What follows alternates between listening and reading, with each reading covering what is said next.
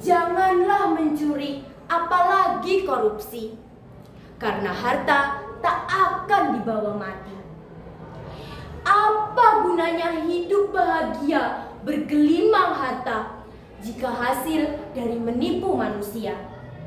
Assalamualaikum warahmatullahi wabarakatuh.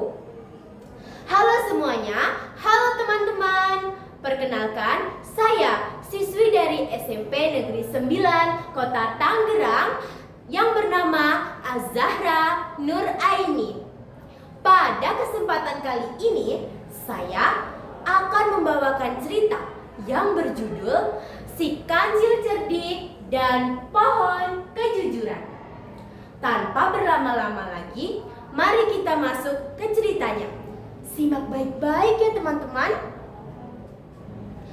Di sebuah hutan yang damai, hiduplah berbagai hewan saling berdampingan.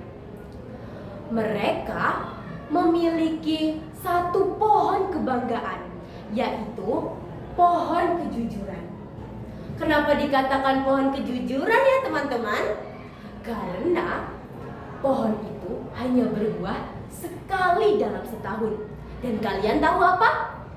Buahnya buah ajaib. Hah? Kok bisa? Jadi, siapapun yang memakan buah-buah itu akan menjadi awet muda dan terlindungi dari semua penyakit. Tapi, buah itu hanya diberikan kepada hewan-hewan yang jujur, tidak curang, dan pastinya berbuat baik. Mereka, para hewan-hewan, berlomba untuk membuat kejujuran, kebaikan, dan pastinya tidak ada kecurangan. Tugas pembagian buah ini diberikan kepada Pak Beruang yang gagah dan paling bijaksana. Namun, Pak Beruang telah berubah setahun terakhir.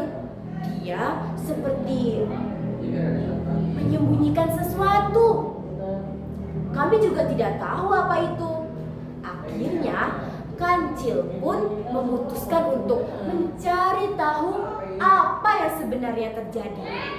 Kancil pun mengajak Kelomang, sahabat baiknya, untuk menemaninya. Kelomang yang pemalu awalnya menolak Kancil karena dia takut ketahuan oleh Pak Beruang dan akan mendapatkan masalah. Tapi Kancil meyakininya bahwa semuanya akan baik-baik saja. Sudahlah, kita kan ingin mencari kebenaran, bukan mencuri. Kenapa kamu takut sekali? Akhirnya, setelah keyakinan dari Kancil, Kelomang pun mau mengikuti Kancil untuk ke gudang.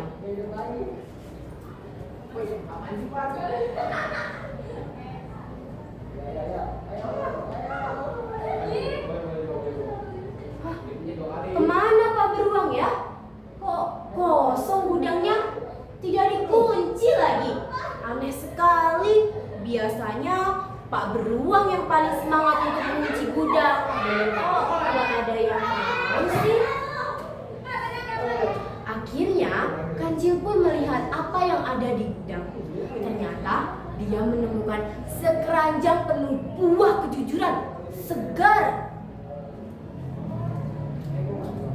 Lihat deh Kelomang, apa yang aku temukan? Lihat, buahnya segar sekali. Padahal seharusnya malam ini buah-buah kejujuran ini sudah diantar ke balai desa untuk besok dibagikan. Kenapa sekarang masih ada di sini? Mereka sangat kebingungan kenapa hal ini bisa terjadi.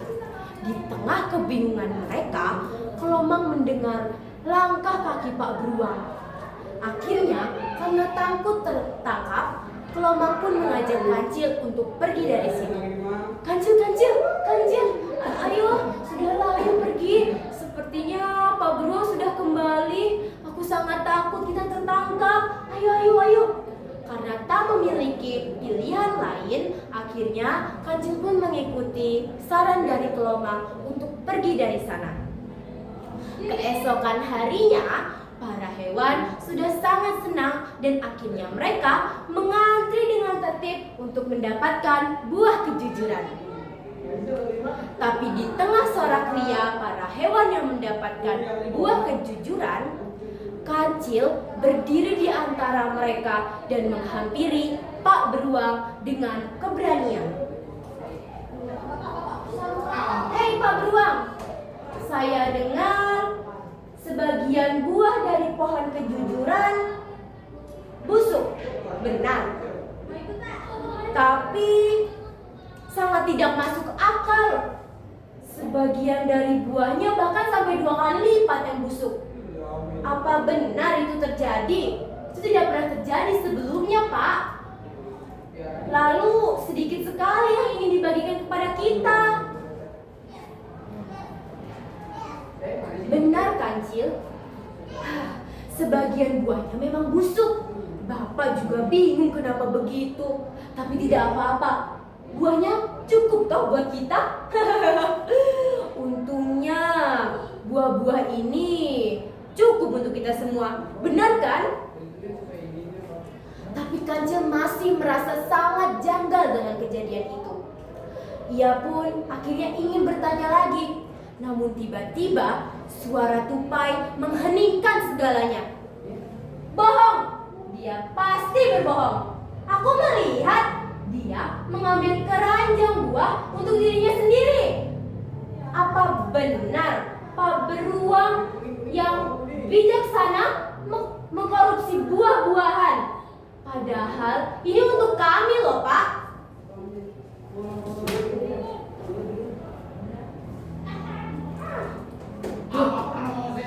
Jangan memfitnah dulu.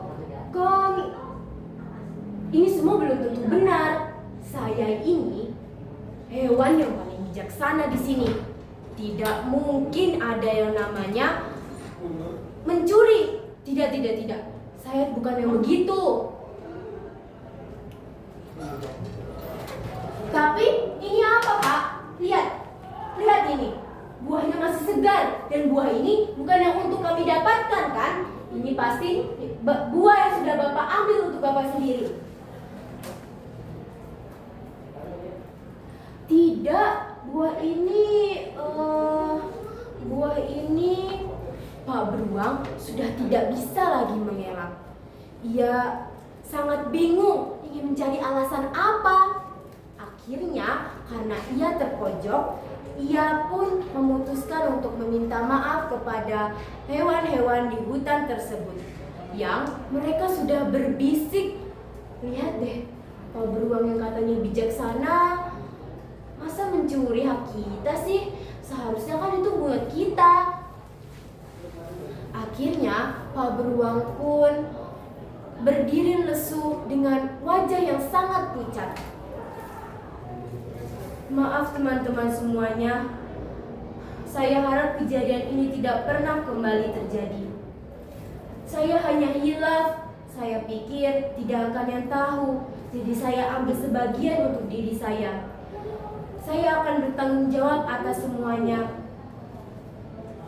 Karena ketulusan dari hati Pak Beruang, hewan-hewan lain pun akhirnya memutuskan untuk memaafkan Pak Beruang. Dan mereka berjanji pada diri sendiri untuk menanamkan nilai kejujuran dan tanggung jawab pada diri masing-masing. Pesan moral dari cerita ini adalah kita harus selalu menanamkan kejujuran dan tanggung jawab pada diri kita, karena hal tersebut dapat membawa kebahagiaan dan keadilan pada masa depan. Sekian cerita dari saya. Mohon maaf jika ada banyak salah. Wassalamualaikum warahmatullahi wabarakatuh.